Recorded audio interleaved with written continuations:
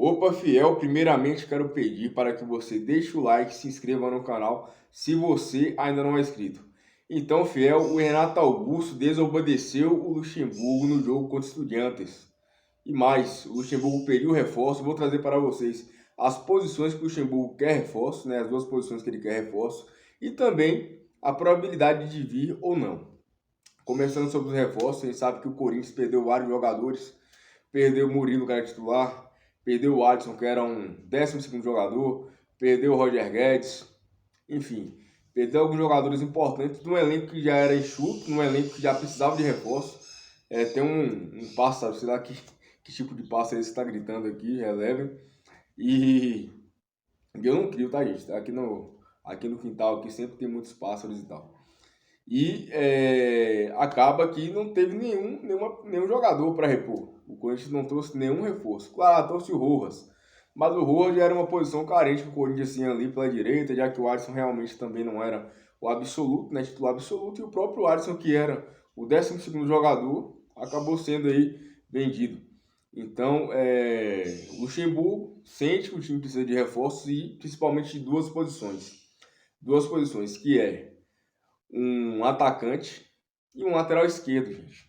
Então dá para perceber que o Luxemburgo também pensa um pouco como torcedor, que o Fábio Santos não dá mais para jogar bola, e também que o Bidu, claro que o Bidu é uma questão técnica, é uma questão talvez de adaptação, mas ele também não correspondeu. Não dá para ser o lateral esquerdo do Corinthians titular.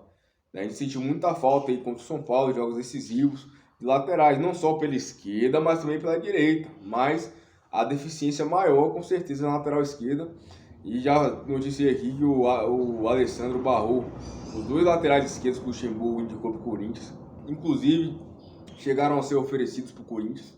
E o Alessandro barrou o Cerro Porteño, um lateral muito bom, que eu noticiei aqui já tem uns 3 meses, já que o Corinthians, né, estaria interessado, até por conta do interesse do Luxemburgo em ter ele.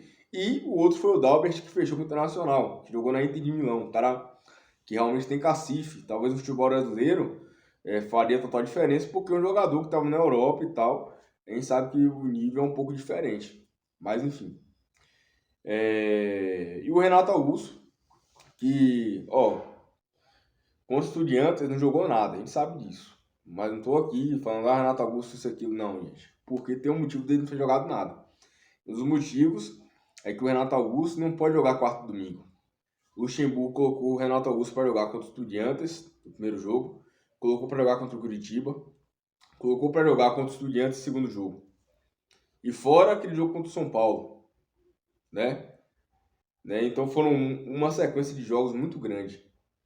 Ele teria que ter poupado o Renato Augusto em um jogo. Só que aconteceu. Além disso, no jogo de volta do Estudiantes, antes do jogo de volta do Estudiantes, o Corinthians foi jogar com o Goiás, em casa. Renato Augusto tinha feito treino físico, e no mesmo dia o Luxemburgo colocou ele para jogar e acabou lesionando o Renato, enfim.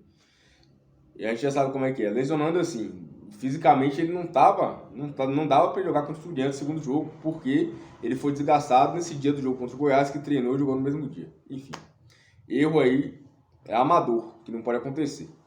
Aí, o Renato, como não estava mais aguentando correr no jogo, não estava conseguindo desenvolver, foi para a posição de falso 9. Na posição de 9, na verdade. Porque lá ele se desgastaria menos, não teria que acompanhar ninguém e tal. Então o Luxemburgo falou na entrevista que montou o time com 2 meias enfiados, que seria ele e o Rojas. Não o Renato Augusto de falso 9. Mas o Renato Augusto, por conta própria, foi jogar de falso 9 por conta da questão física. Houve uma desobediência aí? Houve.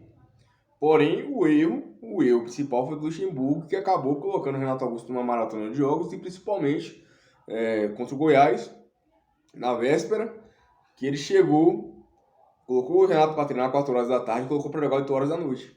Né? Então, por isso, né, não justifica, sim, não justifica os meios, mas por isso o Renato Augusto acabou desobedecendo o Luxemburgo e não foi para a posição de meia. Foi lá como um centroavante mesmo, se desmarcar, né? Tem menos função de correr, tem menos